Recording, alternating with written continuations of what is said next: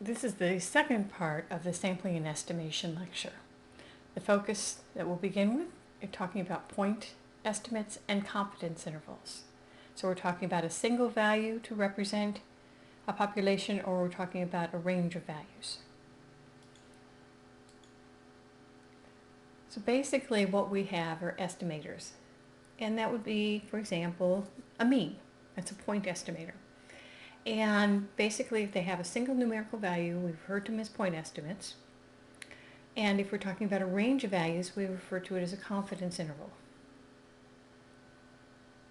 Now, when we have a confidence interval, we'll talk about a degree of confidence, which is usually represented as 1 minus alpha. We'll talk about alpha in just a moment. In the confidence interval, there will be a range of values that is actually centered on the point estimate. So you would have a sample mean, and then you'd have a distance above and below the sample mean that consists of the confidence interval. Now alpha is what we call the significance level, and we'll talk a little bit more about that when we get into hypothesis testing. And 1 minus alpha is the confidence level. So that means if there's a 5% level of significance, there's a 95% level of confidence. The alpha represents the percentage of the distribution outside of the value plus or minus. So if you look at a distribution, and here we're talking about the distribution of the sample estimate, there's the area under the curve. The area under the curve adds up to 100%. Alpha represents the area that is above a specific value and below its complement on the other side, its negative value on the other side. 1 minus alpha is what's in between those two values. So we could look at the diagram that's in front of you. We have the mean, x bar, and we could go out 1 standard deviation above, 1 standard deviation below. So within those plus or minus 1 standard deviation, or within 2 standard deviations, that is about 68% of the area. So that would be the confidence level, and then outside of that would be the 32%. So let's take an example. Suppose we have a sample of 50 observations. We have a sample mean of 20, standard deviation of 22.981, and an alpha of 5%. So the 95% confidence interval, and here we're using a z or normal distribution, and we'll talk about that in a moment. We have the mean as the center, and then plus or minus a z value that you get in a z table, or you actually could compute it if you have the formula for the normal distribution, but you generally pull that off of a table, times the standard deviation divided by square root of n. So it'd be 20 plus or minus 1.96 times the 3.25. The 1.96 is the z value, and then the 3.25 is the standard deviation divided by the square root of n. So the confidence interval is 20 plus or minus 6.37. Now the interpretation is a little tricky, because sometimes we get a bit too casual in talking about a confidence interval. What it truly means is that if we draw samples of 50 each, and we form intervals by doing just what we did, plus and minus z times the standard deviation divided by square root of n, we expect 95% of these intervals to have the true mean within their bounds. That's what it means. So if you were to repeatedly draw samples of size 50 and form intervals, that's a lot of intervals. You expect 95% of the intervals will have captured the true mean within their bounds. Now what we want when we're doing testing, which we'll be doing shortly, is that we want an estimator that is a good estimator. So there are certain properties that we want. We'll call our valuable properties. One is unbiasedness. This means that the expected value of the estimator is the parameter, the population. Remember, parameter refers to the population. So it means that, for example, using the mean, because that is one of many statistics we'll use, using the mean, that if we draw repeated samples, the expected value of the mean is going to be the population parameter. That's what it means to be unbiased. Efficiency is there's no other estimator has a smaller variance. And we always use the mean as an example because that is the better of the central tendency measures. It has the smallest variance. And so that we're talking about the variance of the sample means in that case. There's no other estimator that has a smaller variance. And then we're talking about consistency. It's asymptotic in nature.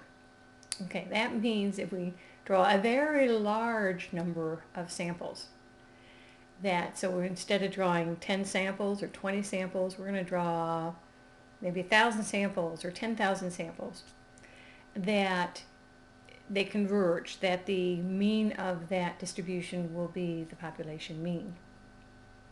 And we use this property quite a bit later on in finance in your further studies in doing simulations, for example.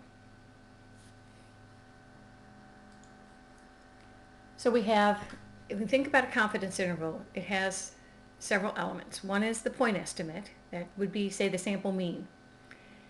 Another would be the reliability factor. The reliability factor is what comes off of the z-table, or, as we're going to be shortly using, the t-table. And then we have the standard error. The standard error is that standard deviation divided by the square root of n. So what we have is the point estimate is the center of the confidence interval, and then you go plus and you go minus this product, and the product is the reliability factor times the standard error. Now, what do we use when we form the confidence interval? Well, it depends on the size of the sample and whether the population standard deviation is known. Now, if you have a normal population and you know the standard deviation of the population, you use what's on the left side, the x bar plus or minus z times the standard error. If the population standard deviation is unknown, which it is not known when we're doing our tests, you could use the z, but it's less precise. And what I want you to use is the t. It's more precise. It's no more extra work to do the t versus the z, and it's going to be more precise. So in any test that we do not use the approximation, use the t. And then if you have a small sample, an unknown standard deviation, you would of course use the t distribution. So the reliability factor comes from the t-table in that case. Now, population variance is unknown, which is all the cases that we'll look at, and the sample is random, and we always assume we have a good sample. The distribution that correctly describes the sample mean is the t-distribution. And you could actually take a look at this. You could generate a number of samples, look at the sample mean, look at the distribution, and you'll find that, if you did a histogram, it'll look like a t-distribution. A t-distribution has larger reliability or cutoff values for a given level of alpha than the normal distribution.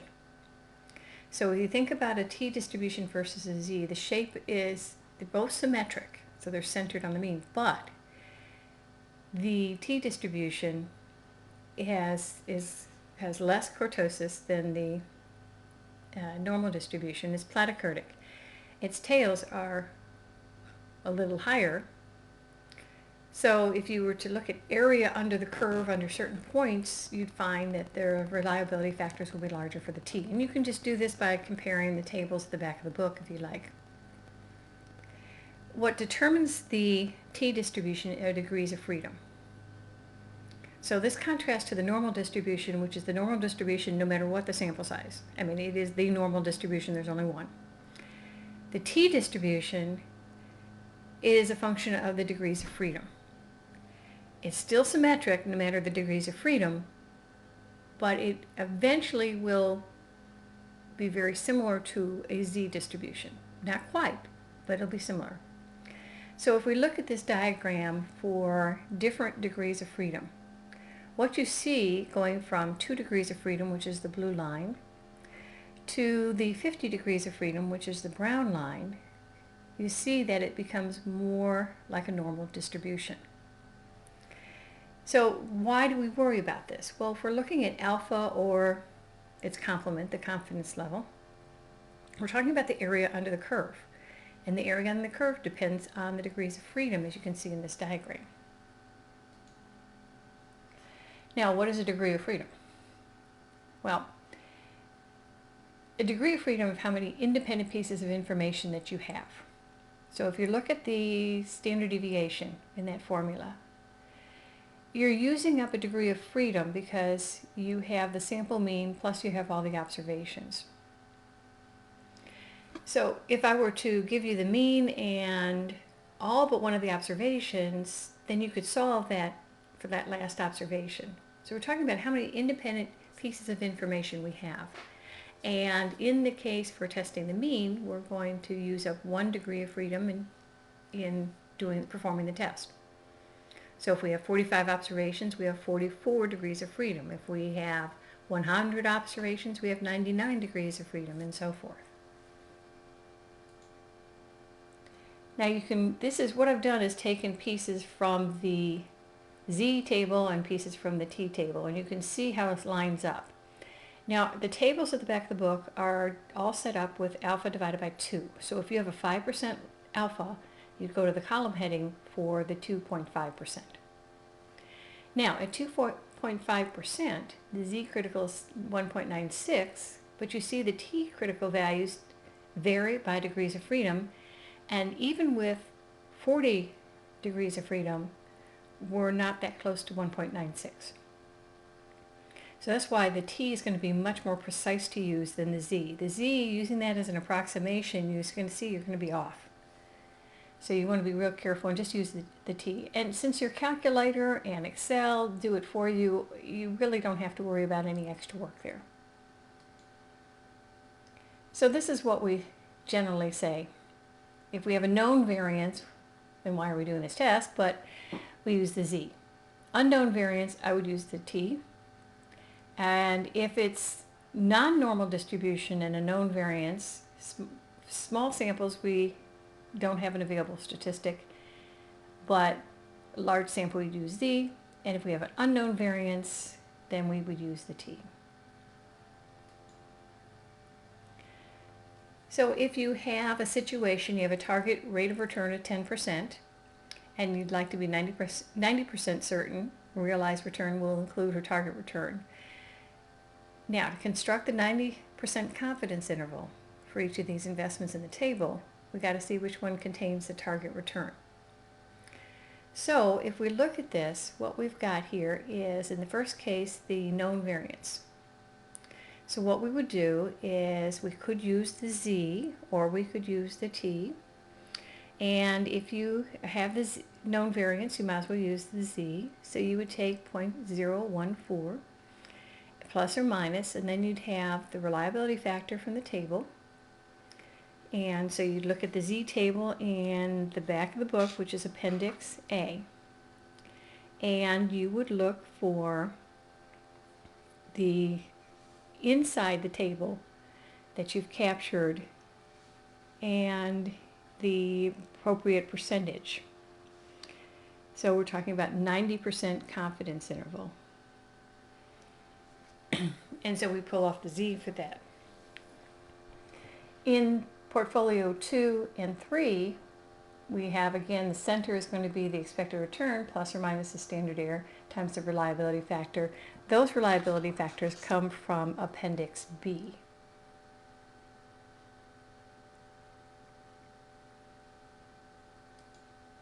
So if we look at what's going on here, we have the known variance, we use the Z distribution, we have Appendix A, 1.65, so we'd be going in Appendix A down the rows until we hit 1.6, then we cross for 0.05, and we'd see that's the appropriate critical value.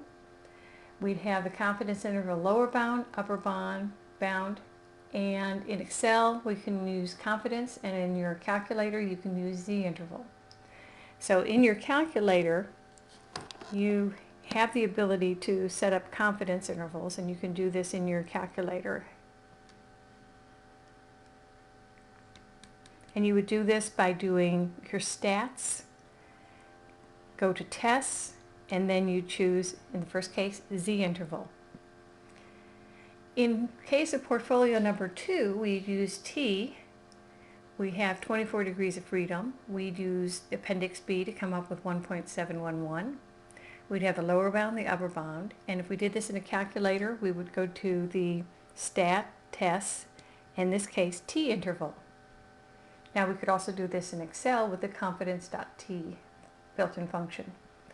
And then for portfolio 3, again, it's a large sample, but we'll still use the T to be more precise. So we have 1.677 as the reliability factor. We form the interval, which goes from 0.1853 to 0.3147. And again, we could do this in the calculator using the T interval function, or in Excel using the confidence.t. So, give this a try. You create a 95% confidence interval for a mean when the sample mean is 6% and the standard deviation is 3%. The sample size is 81. So one of the first things you need to do in that one is to take that standard deviation and divide it by the square root of the sample size. So you'd have the 3% divided by 9. That would be the standard error. Then you'd have to go to the table to look at up, and you'd look at the sample size 81, and in some forms of the table you might have to approximate that critical value. So in this table at the back of the book, the closest one is 80 to 81. Well, you'd have 80 degrees of freedom, sorry. So you'd have the confidence interval. It should go from 0.05337 to 0.0003. In number 2, create the 90% confidence interval for the mean based on a sample of 50 that has a mean of 5 and a standard deviation of 2.5. In this case, you want to go to the T-table. You have a sample of 50, so it's 49 degrees of freedom. There is a row for that. And then you have a 90% confidence, so your column heading is going to be 0.05. So that's the 1.677 as the reliability factor that you multiply by the standard deviation divided by the square root of 50. The interval there is 4.4072 to 5.5928. Now this next question is a little bit different. 95% confidence interval created from a sample of 36 observations has a mean of 10 and an upper confidence interval boundary of 13. What is the sample standard deviation? Alright, how we do this is we say, look, the boundary is set up by 10 plus the t statistic times s divided by 6. The critical t value that we get from the table is 2.023. So we know that this distance of 3 is equal to 2.023 times the standard error of the mean. So we can put in the formula s divided by square root of 36, or s divided by 6, times 2.023 is equal to 3, and solve for s. And when we do this, you get 8.89768%.